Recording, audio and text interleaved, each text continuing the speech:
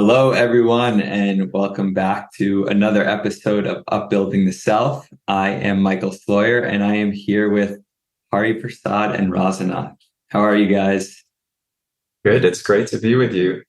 Excited for this discussion. Yeah, so today our topic is lust and the lustiness of life. And this topic became a part of my consciousness recently because of a course that we are facilitating at Upbuild. And we just wrapped up the first semester of that course. And as part of it, one of the homework assignments after one of the classes was to pay attention to all of the lust that shows up in your life. And when I started doing this exercise, it very quickly became a never-ending list of things that I was seeing about my own lust. I'd be walking down the street and I would start lusting after the person who was walking across the street, or I would see a fancy car drive down the street and be lusting after that, even though I don't really like cars and I haven't owned a car myself in many, many years. Lusting after the things that I would see in stores, lusting after travel experiences, lusting after a school for my son. It was just one thing after the next. And I know from speaking to other people in the course and hearing them share that I was not alone in having a very long list of things that I was lusting about. And it was a real issue. It's very clear that this plays a big part in my life and the lives of others. And so with our time here today, what I'd love to speak to you two about is to really get clear on what is lust, how does it show up in our life, what's the problem with it, if any, and what can we do instead? So I'm really excited for this conversation today, and thank you both for being here. Amazing. Thank you. So Hari, could you get us started by sharing what is lust? And from your perspective, why is it so important to talk about this topic? Lust is selfish desire.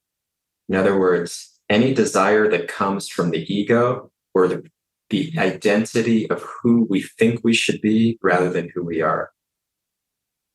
Any desire that comes from the identity of who we think we should be rather than who we are. Selfish desire. That's lust.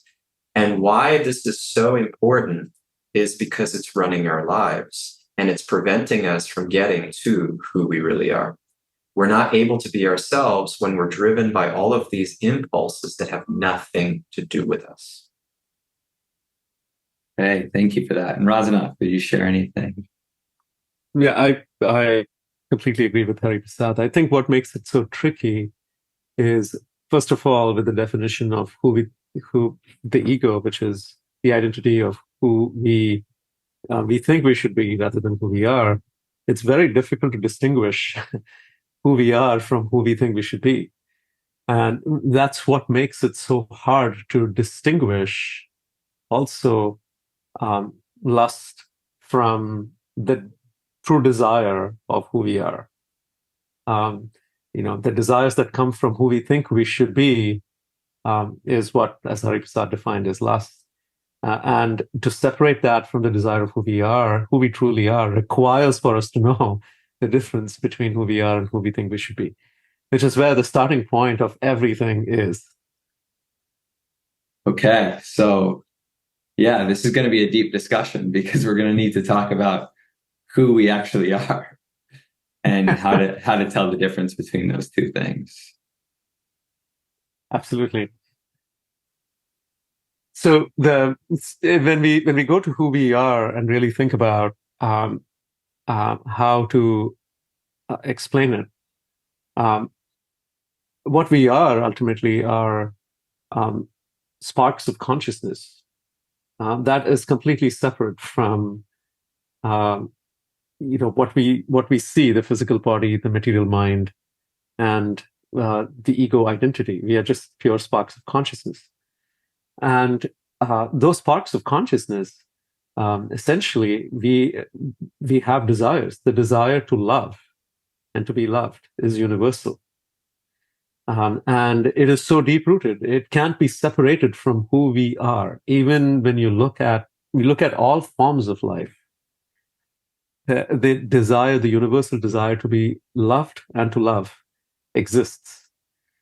And it's inseparable from life itself, which to me is the most fundamental point. The absolute foundation of who we are is we are sparks of consciousness that want to love and want to be loved. Now, what happens when the ego, as we defined it, what we think we should be rather than who we are, comes into play? It covers the true nature of who we are, which is sparks of consciousness. And at this time, we start idealizing, oh, I should be this, or I want to be this. And in pretty much all of our workshops, we talk about how that identity, that ego identity, needs validation from the outside world, needs validation from the external world.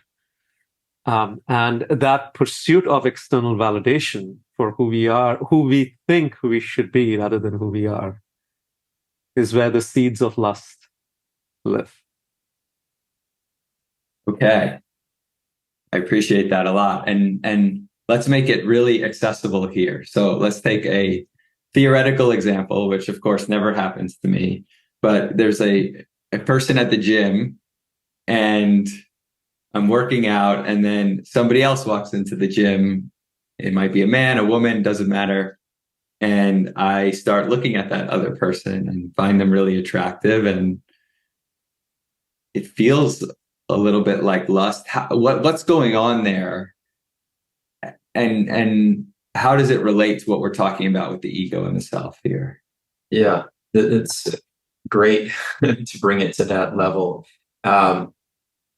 See, we look at ourselves as the subject, and we don't know how to not look at ourselves as the subject. By definition, what that means is that everybody else is an object. We don't see them as the subject. We don't live our lives thinking about them and their worlds and centering around that. So the corollary is, you are an object in my world. That's what's happening. And Jean-Paul Sartre, the French philosopher, he had this term that struck me deeply when I was studying the nature of life and consciousness, even before my spiritual path unfolded. The term was the look. And the look is when you, Michael, come into my vision and suddenly you're no longer a subject anymore in my eyes. You can't be, because I don't have room for multiple subjects. So I'm seeing you and I'm thinking, oh, Michael is part of my world. Michael is my friend, or he's a stranger that I just met. And now I wonder if it's enjoyable to talk to him. I wonder if it's enjoyable to have a relationship with him, and so on. And that, as Sartre puts it, the moment I look at you, I have objectified you.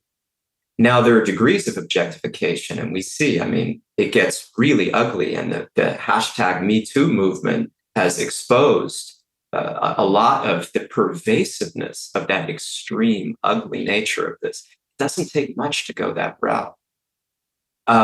We all have these crazy desires that are just living in us. And it starts with the fact that I'm the subject. I'm the star of my movie. And Michael, you get to play a supporting character.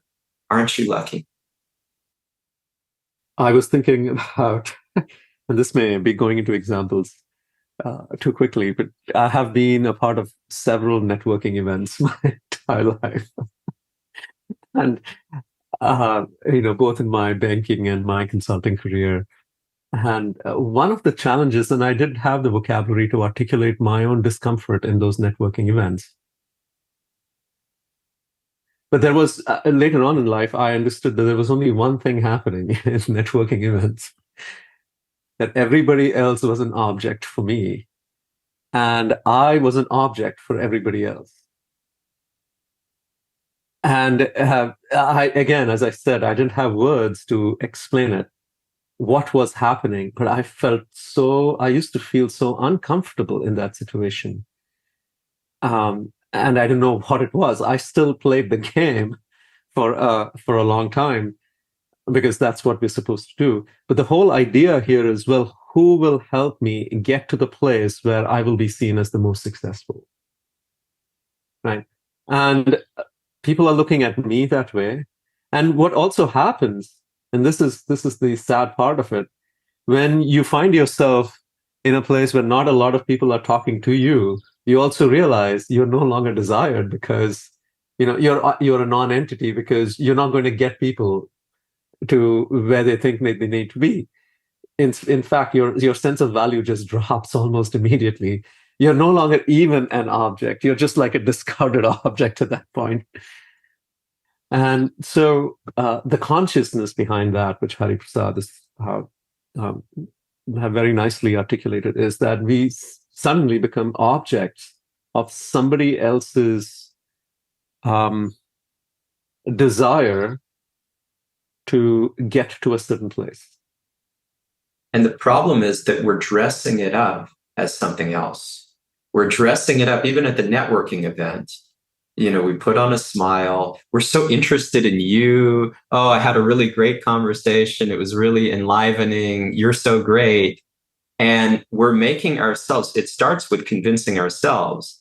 We're making ourselves into really selfless, or at least not so selfish. Or in the best case scenario, we say, you know what, I'm just doing this because I have to.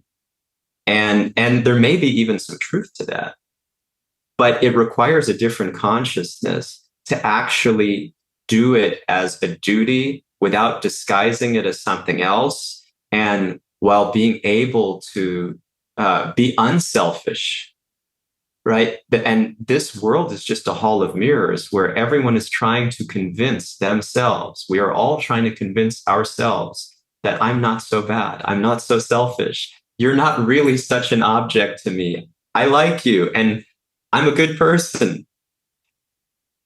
But to actually live at that level where I'm not so selfish, where I'm actually acting from a different place, from a different consciousness, it requires deep work. It requires a practice and a kind of atmosphere and connection with people that take us out of our default paradigms completely. So this is not a cheap thing. It's not so easy to just be really such a great person. I appreciate this example of the networking event a lot, Rasanath, and thank you for sharing vulnerably about yourself. And it's a common experience for people who are really good at networking events and people who would consider themselves not so good at networking events.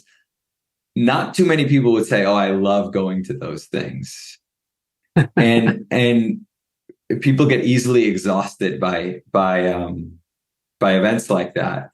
And I think what we're speaking about is at least partially responsible for explaining why that is the case, where we're acting from a selfish place. We don't really, with who we really are, we don't really want to act like that, but we're taught that we need to objectify others, that we need to objectify ourselves and make sure that we are desired by others. And we have to play this game that we don't really want to play, and it's certainly not aligned with the best version of ourselves. Well, the interesting thing is, even if you wanted to play the game, and this goes back to the word objectification, people who are really good at playing the game essentially are also good at becoming objects of desire for other people. Right? I have seen how, again, I didn't have the vocabulary to really express this in this way when I was attending these networking events. And I also desired that, why am I not why aren't more people standing around me? But what I also saw in these networking events were some people consistently loved being the center of attention. And when you break it down, and when you really look at what is happening there, one person loves being the center of attention, means the object of attention. And everybody else are looking at that person and saying, well, where will this person get me to? Right? The basis of the entire thing is so transactional and so fragile. This is an important point, because even when I become the object, I'm still objectifying others, because Yes. I am objectifying others to make them desire me. Yes, That's right. Exactly. That's right. Exactly.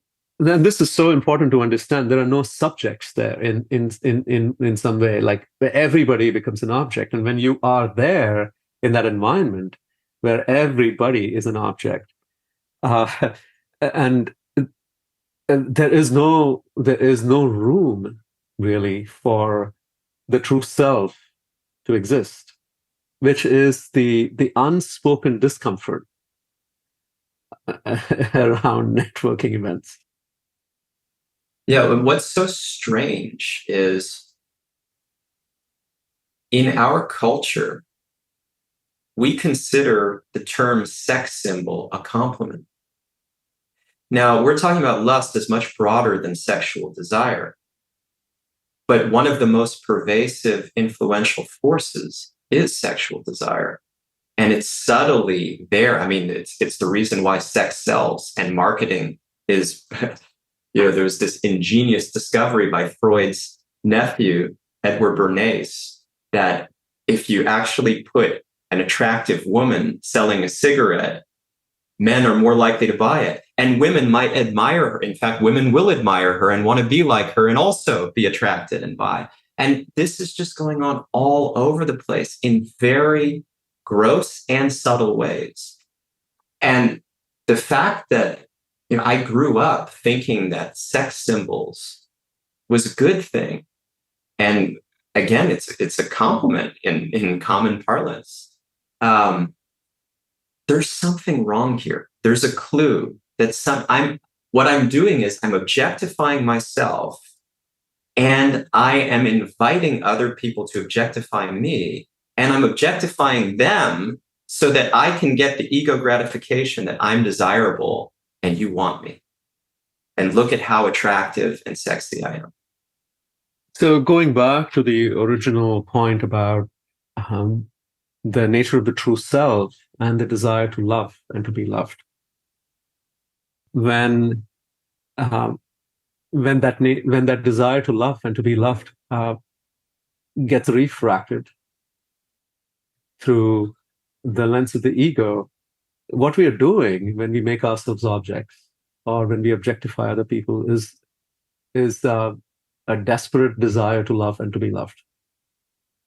And as Madonna sings, it's the substitute for love that she was looking for. Our teachers, Don and Russ at the Enneagram Institute, when we were studying the personality typology of the Enneagram, they pointed out that Madonna's realization was that I'm looking for love, but I'm settling for a substitute for it by one-night stands. She sings about this, one-night stands, and all these different ways that I'm craving attention and applause and being the center.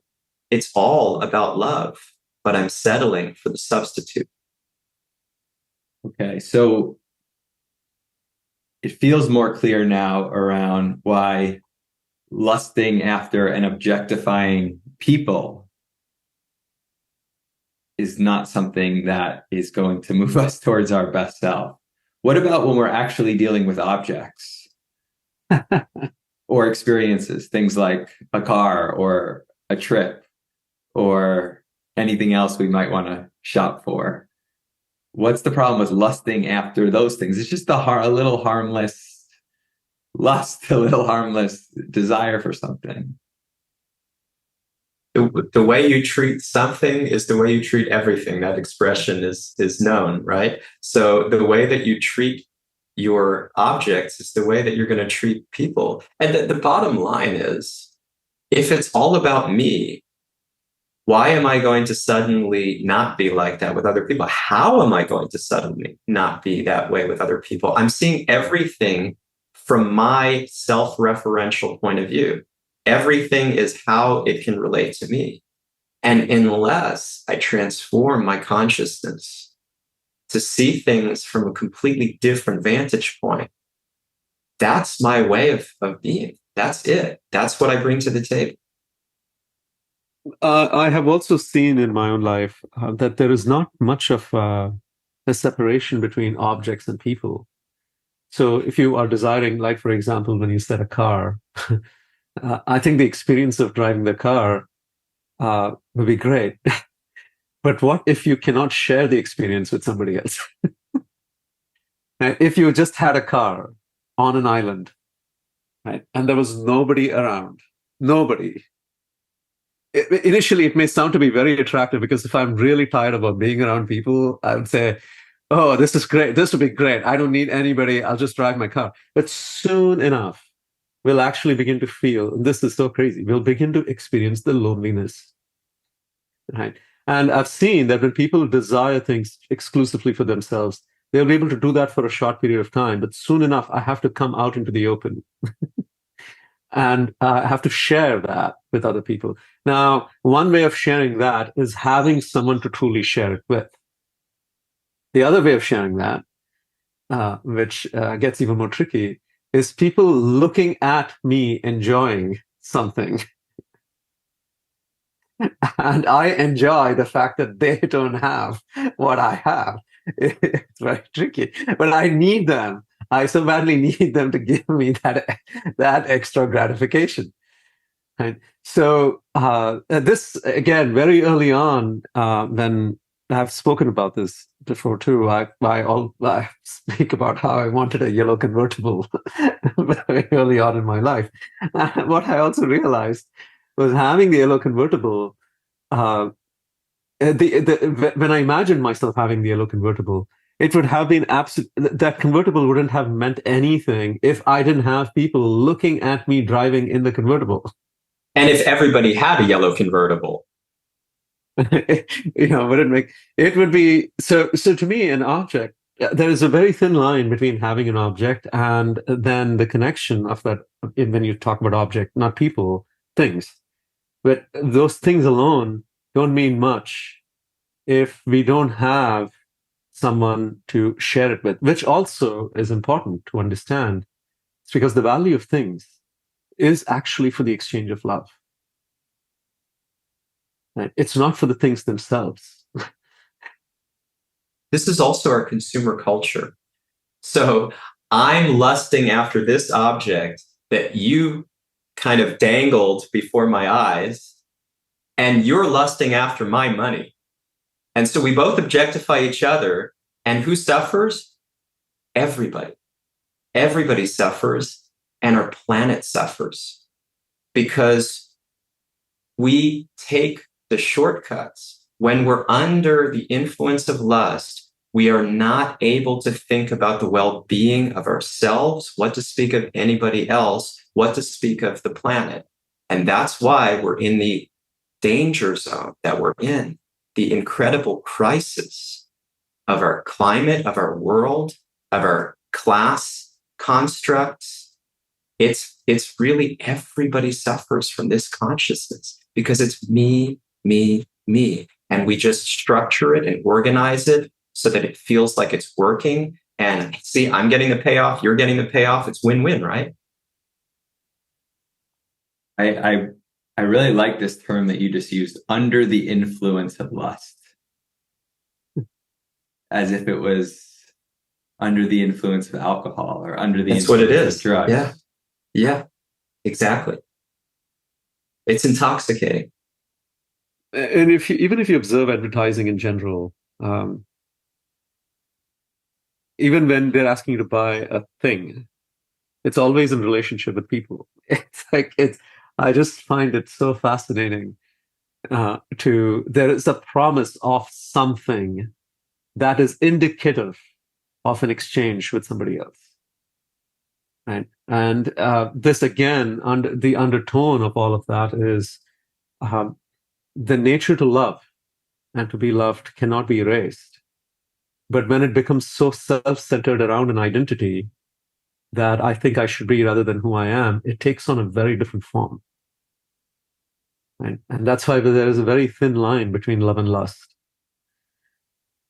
Because love is always directed towards the true self. Lust is always directed towards the false self or the ego. And it can be really confusing, even in examples that might seem very obvious. So I was having a conversation, actually, it's directly related to the luxury car thing that we've been talking about, with someone who likes luxury cars and has a fair amount. And I love this person. So if he's listening, all due respect and appreciation for him. And he was telling me how much he loves his luxury cars. And specifically, we're talking about, I don't know the right word for this, but a car where the door goes up, flips up. Oh, yeah. And he was saying, like, he loves, like, really deeply appreciates that sort of design. And we all know that there are no inexpensive cars that have that kind of door. I'm going to invent one for you. And it was frankly hard for him to see that, it was hard for him to see. What he was sharing was that he really appreciated the design and the engineering and the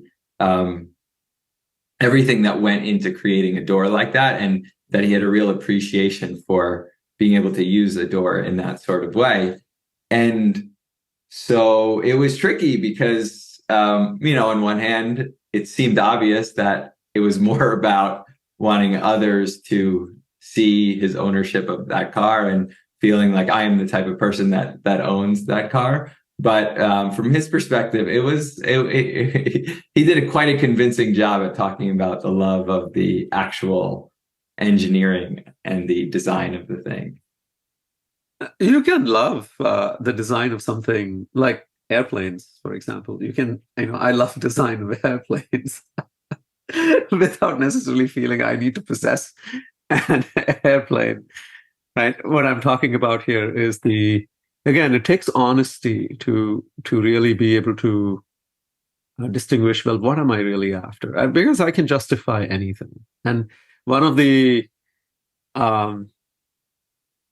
things about being under the influence of lust is a lot of lust is actually justifiable.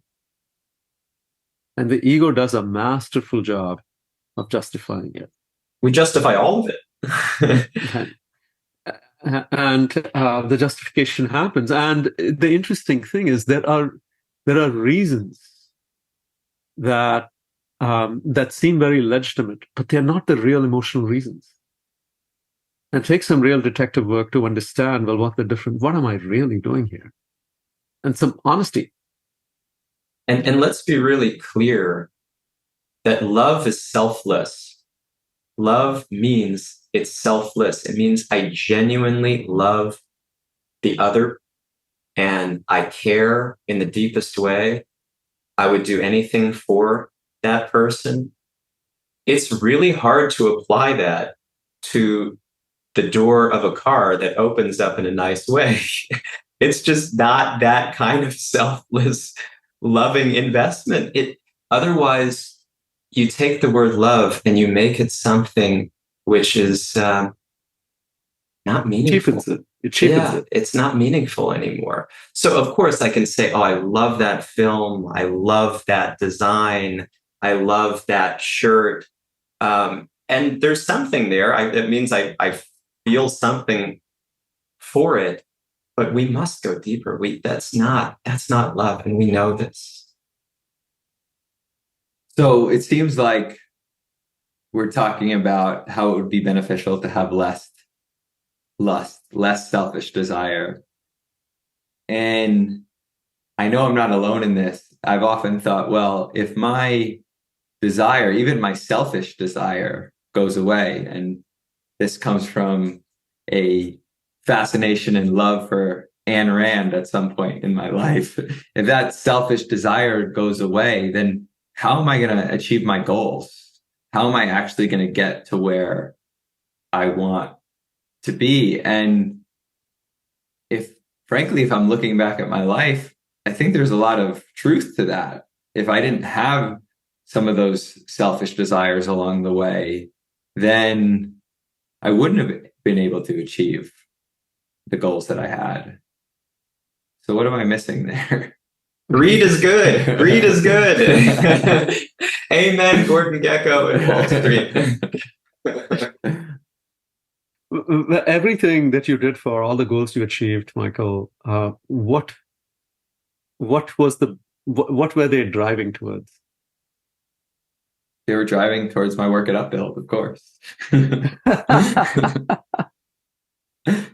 No, that's only connecting the dots looking backwards, as Steve Jobs would say. I mean, it would be easy to say that they were directed towards selfish desires. Okay. At the time, I mean, that would be also looking backwards. At the time, though, it felt like I was trying to advance in my career, gain financial stability, get enough knowledge so that I could be someone and be important. Now maybe I'm answering my own questions here.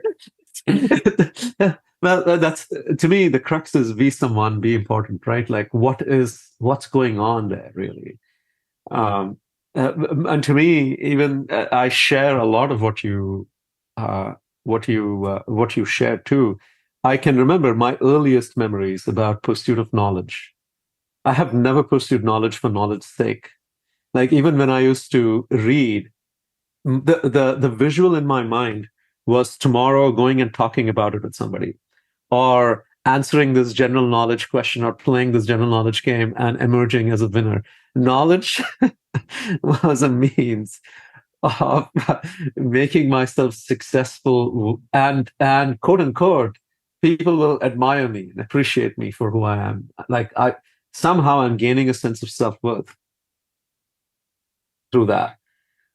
And the hard recognition that what is that gaining of self-worth all about is I'm so desperately wanting to be seen and be loved. But then the individual pursuits are all around, I somehow feel that if I don't have those things, then I will never be loved. Right? And so it's still about me. It's about desperately wanting to be loved. And then the spin on top of that is, well, if I become this, then I will be loved and I can experience that forever. But it never happens. And this is even when I have gotten to a certain stage, when I've said, okay, you know what? Once if I get there, then I'll experience the love that I thought I wanted.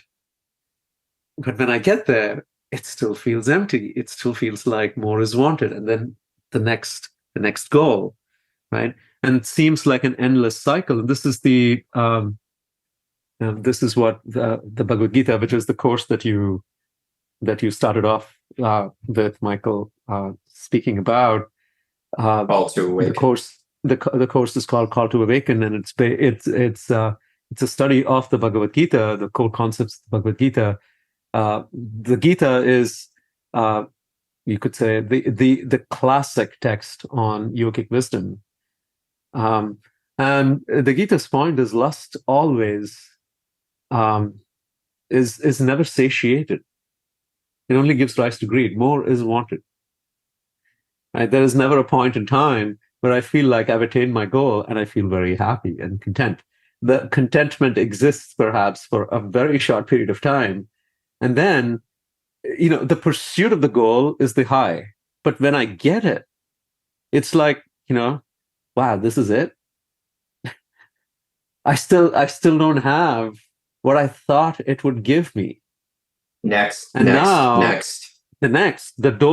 dosage is only, upped. And it just feels like this never-ending, incredibly tiring pursuit of satisfying that desire. And so lust always, inevitably, when lust is satisfied, it transforms itself into greed. It's all consuming. It's like, well, give me more. Right? And when lust is not satisfied, then I'm upset and angry and frustrated. And so it never really ends, and it never really ends well either. This is such a critical point about there are only two endings here: anger or greed. Greed. Yeah, it's insatiable, and so that is what greed is, right? It's this insatiable. It's another form of gluttony. Gluttony we usually associate with eating, but this is consumerism. This is just give me more. I want more. I want more, and that is essentially lust transforming itself into greed when it's satisfied. And when it doesn't, it's it's anger. I didn't get it. Or someone came in the way of it. Or I am such a failure. I become either frustrated or angry with myself or with somebody else. Therefore, I'm always restless. I'm always restless. I can never be peaceful. And when we talk about meditation, one of our core practice to transform our consciousness at Upbuild,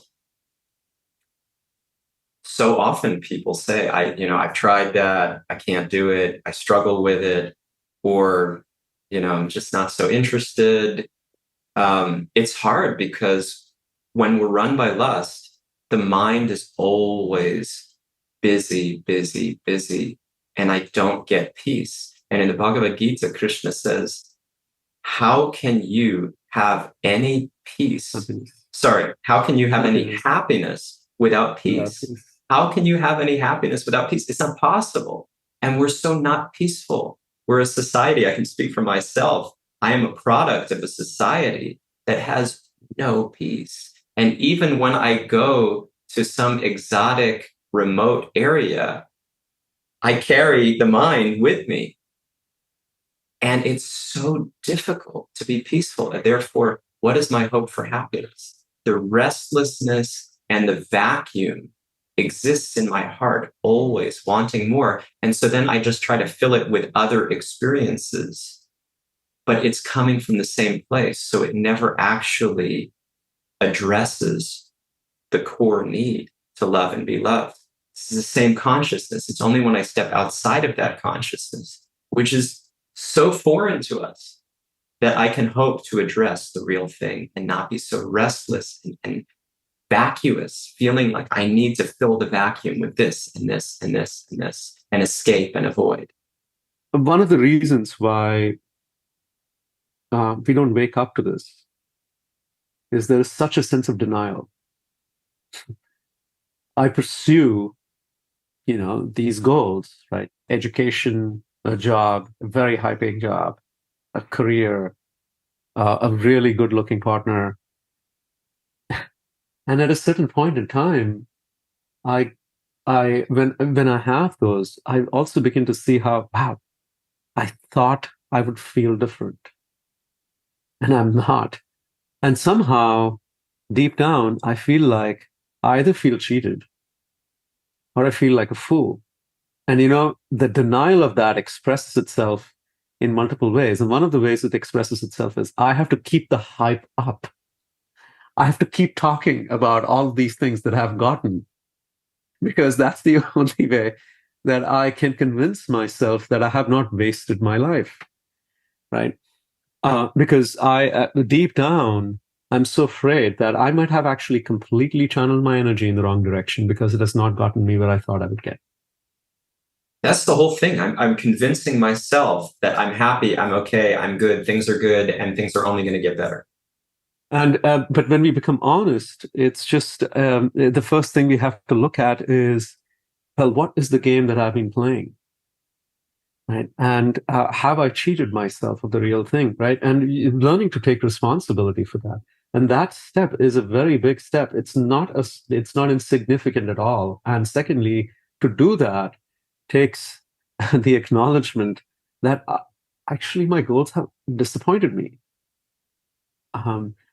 They have disappointed me, even if they provide me with the satisfaction of actually getting there, how short-lived it is from a point of view of its experiential nature. there is just this honest acknowledgement that, it never really quite lives up to the hype. And in that acknowledgement, then I start to search for what is deeper, what is more real, what is more long-lasting. Otherwise, I keep replacing that with things that are short-lived, and it never quite works out. Thank you. So, going back to what you shared earlier, we can even lust when we're reading a book, depending on what our intention is for reading that book. Mm-hmm. And I'm assuming that we're not saying to people, don't read books or don't do those types of activities. So how can we, let's say I'm in a place where I've listened to this conversation, I'm starting to recognize all the lustiness in my life. I'm starting to see the cost of it. What are some first steps to help me gain more awareness and start to shift away from lust? The first thing is recognition. So I was in a relationship where I speak about this in one of our workshops. I speak about it from time to time because it had such a profound transformative effect on me to come to the recognition that I was being exposed to. So I was in this relationship before my monastic journey. And in the relationship, I was becoming very angry with my partner that I'm seeing you in such a selfless way. I'm seeing you as basically like I would think like this, the supreme beloved of my life. And I would give you anything. You are a goddess to me. And now what happens is, if you don't see me the same way, there's an imbalance in the relationship. Now it feels awkward, feels off at best. At worst, and this happened to me, I feel, Rasanath, as you said, cheated. I feel cheated. I feel objectified, taken advantage of, because you're not seeing me the way I see you. It's unequal, it's imbalanced, and it's wrong. And I'm giving you everything. I deserve to be treated better than this. I deserve better. And so I became furious with her. And I had this uncontrolled anger because of the lust that I need to be seen a certain way. And if I'm not seen that way, then you're going to suffer the consequences because you deserve that. So this is very heavy. And it broke the relationship. I mean, the relationship had all kinds of other issues. It wasn't only that. And it's not only my responsibility, but certainly I had to see that my story was not right. And it took me years. It took my monastic journey to be able to recognize and admit to myself, I had a part to play here. Because otherwise, my story was, she was so damaged. She was so difficult. She didn't treat me right. I was so kind and caring towards her. And it was just, she would push me to the brink and I deserve better. And I didn't acknowledge until much later on, until doing this self-work, that I have a role to play here and it's an important one. And if I don't stop this, I'm going to bring this into all my relationships. And I really like to draw attention to the fact that relationships today, the divorce rate, so high. The desire not to get married, so high. The dissatisfaction within marriage, so high. It's just, it's normal because we bring this lusty consciousness that I want you to be an object for me. And that's not love. That doesn't actually work. So calling it out in myself was the key. And I wrote something that was, I had a profound experience where I was in tears. I saw a vision of myself and I broke down because it was not the vision of who I thought I should be. It was the vision of what who I thought I should be actually made me. It was a vision of somebody who was so objectifying, even though I was always kind to people and people liked me and I had a good life. Everything was going really well except this relationship. And it didn't match my vision. Who I think I should be? Good person. And I should be treated with respect. But when I saw that actually that vision had made me something that was causing pain and wanting to cause pain to somebody else, I couldn't handle it. I broke down and I said, I can't do this anymore. I cannot want to cause people pain because of my ego gratification, my sense of entitlement. So I decided it stops here. Of course, it's not an overnight switch, but I'm fully committed. And I wrote something on my Facebook profile. This was my desire when I joined the monastery was to make good on this. And the realization came from this intention. And I think it's very interestingly captured here that I've redirected the bundle of selfish desires that is this body towards a greediness for self-realization. This was my intention, which lined up then with that realization that I am selfish. I have to recognize, that's the first step. I have to recognize and own it. And then I can do something. I've redirected the bundle of selfish desires that is this body towards a greediness for self-realization. Now, I hardly use Facebook, but that is something which... But you posted it on there. I posted it on there in the hopes, and so it wasn't actually a post, it's the about me, in the hopes that the people who were connected with me might think, is there anything I can relate to? Is there anything that I can do for myself that would be beneficial? And again, I can't emphasize this enough. It starts with holding up the mirror. It starts with recognition. Otherwise, there is no hope to become free from lust and to gain real love as oneself and with other real selves. Thank you, Hari, for sharing that example and waking us up to this first step of needing to be honest with ourselves about what's really going on. I think the immediate reaction will be, well, if I'm so honest, then what will I, and if this is what I find, then what will I do? Because there is not everywhere I only see selfishness. We all get into this circularity, and then we give up the mission because everybody's selfish, and it's just not going to work. And the hope is that the selfishness only exists because there is a deeper selflessness that we are looking for. And what I said earlier about the true nature of the self and its desire to love and to be loved.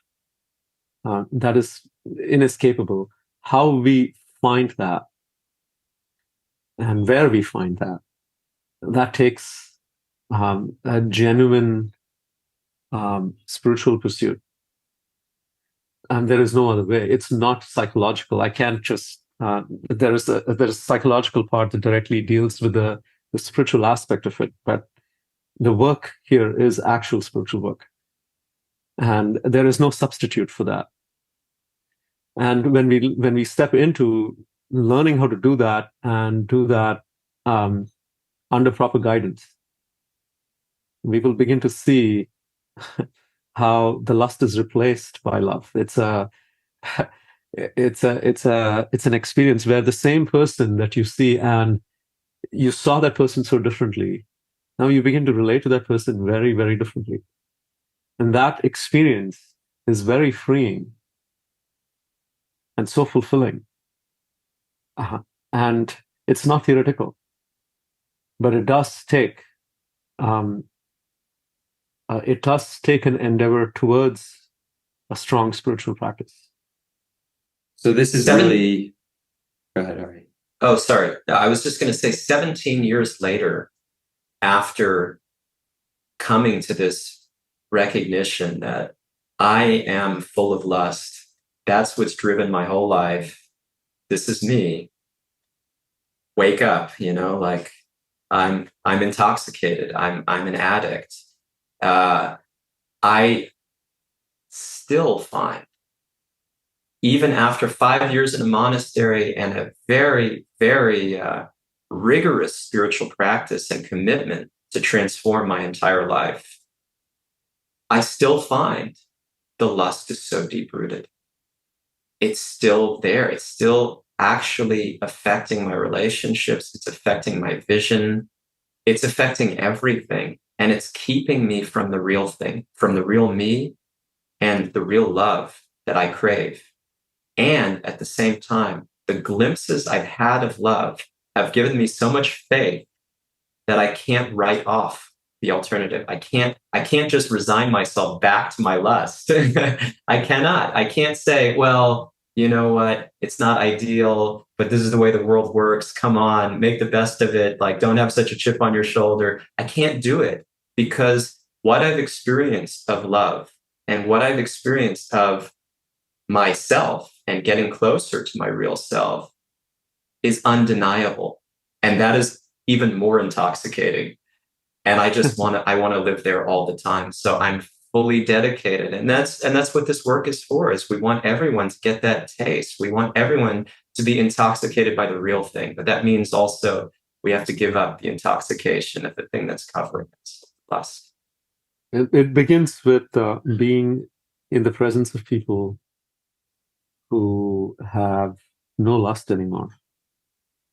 And what you feel, going back to the example of networking, this is the complete opposite of the net.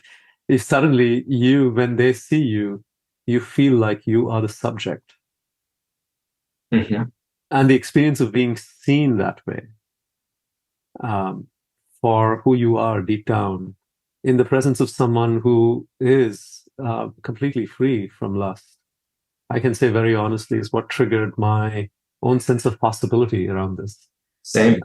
It purely comes from from being around and being in the association of individuals who are actually free from it. Yeah, and people that are really working on themselves to become free, you'll get the feeling, you'll get the experience. If they're sincere and serious, you'll feel that they're actually not looking at you in the same way. They're doing their homework, they're removing that, and they're making good on their intention the best that they can. And so the experience is just completely different. And that is so inspiring and hope-giving. And if we get the taste, it will become addictive. In the best way, of course. Yeah, it's really comforting to know that the lust that we have comes from this deeper desire to love and be loved. Yes. And when we remember that, then we don't have to be so identified with the lust that we have. We can see that as, well, that's not really the real me. Mm. And yes, so I don't need to give into it. I don't need to play into it. When I see that attractive person across the street, or I see that car, I can recognize that I have this impulse in me, but whatever is the follow-on action that would come from that, I don't have to do that if I have the courage not to. Absolutely. And suddenly you discover like freedom. Mm-hmm, You see the capacity to make that choice. When you talk about under the influence of essentially doesn't give us choice. Or even when we don't have the strength to act on it. But when we do find, and the example that you gave at the end, Michael, is so powerful, suddenly we discover our free will, we discover our choice. And that is the true choice here. It is so freeing. And over time, what will also begin to happen is you will no longer see the person the same way. You can admire beauty without actually having the experience of lust. Because you begin to see it becomes like, wow, what a beautiful painting. The artist must be amazing. there is a way in which you can show your heartfelt appreciation for something without feeling a need to own it or to enjoy it in a particular way. It's so free and so powerful. And just to emphasize, we all are acting under the influence of lust, but we all have this impetus for something more. Every one of us. And it's the reason why we need to convince ourselves that we're not so lusty, we're not so selfish, we're good people. It's because we have that desire to be good, to be real, to be selfless and service-oriented, and to love others. So that should be encouraging. That is real. That's in all of us. It's the reason why we have humanitarians, and everybody loves a humanitarian, because they're trying to go towards something which is beyond the lust. And that is the proof that we are not made of lust. We are covered by lust. Let's get out of that covering. Beautiful. And we can also see other people who may be objectifying us. And so we feel like it's natural to objectify them. We can see past that covering to what they really want, which is the same as what we really want, which is that love underneath it. And we talk a lot about seeing through the lens when we're talking in our spiritual courses, or when we're discussing our own spiritual, like how we can make progress on our own spiritual path, seeing everyone as souls. In more layman's terms, we can talk about that as seeing other people as really desiring that love, and to be able to offer that to others, and seeing past their lust, which can help us see everyone as souls. 100%. Good. So we covered a lot today. So just to maybe do a quick recap of where we've been. We talked about how lust really comes from the ego, although it might originate in its pure form with the love of the true self. It gets refracted through the ego and comes out as selfish desire. When we're dealing with people, it results in an objectification of others and ourselves. And when we're dealing with objects, well, how we treat objects is how we treat others. And so there's really not much of a difference between those. And then one of the striking things, Rasanath, that you shared was about how there are only two outcomes when we start lusting after something. Either it gets fulfilled and then we feel greed, or it doesn't get fulfilled and we feel anger or resentment or some sort of frustration at it not getting fulfilled. And either way, it keeps us in this loop that drags us down, keeps us under the influence of the lust. And the way to wake up, yeah, go ahead. And that point is coming from the Bhagavad-Gita directly. Like I just expanded on that, but that is a direct quote from the Bhagavad-Gita. I appreciate that. Yeah. And what we need to do is wake up to how we've been under the influence, call ourselves out, and see ourselves as really desiring that love, which is covered by lust, and choose to act from that place, or at least initially choose not to act from the place of lust, so that eventually we can start acting from the place of love. Is there anything that either of you or both of you would like to share in closing? That was beautiful, Michael. Thank you so much. Thank you. When we pursue anything, our desires are always mixed. There is the pure part, and then there is the impure part. What's important here is to parse out parse through them and develop the strength to act on the more purer parts. That doesn't mean we don't act, but we have to act on the purer parts, which then over time will expand more and more and more. And then before we know it, that's the only place we're acting from.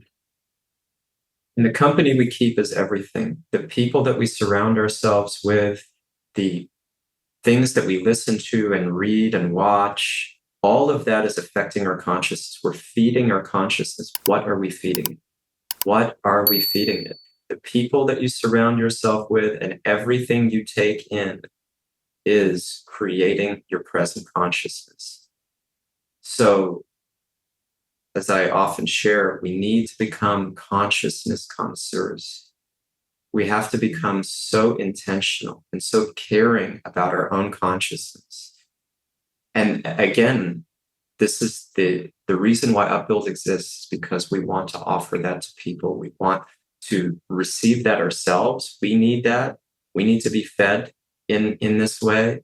And we want to offer everyone that opportunity. We don't want to be, back from our monastic days, we don't want to be just sitting in a monastery benefiting. We want to share the wealth of what we're receiving, which is so special and so needed.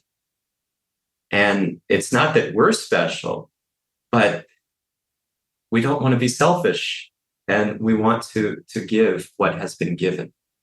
That's the key. Well, thank you both for this conversation, for helping to shape my consciousness, for sharing some laughs today as we talked about lust, and also for bringing the gravitas that you both bring to these conversations and to our community and to our audience. So thank you guys so much. Deeply appreciate this. Thank you. Thank you. Thank you, guys. Thank you to everyone listening.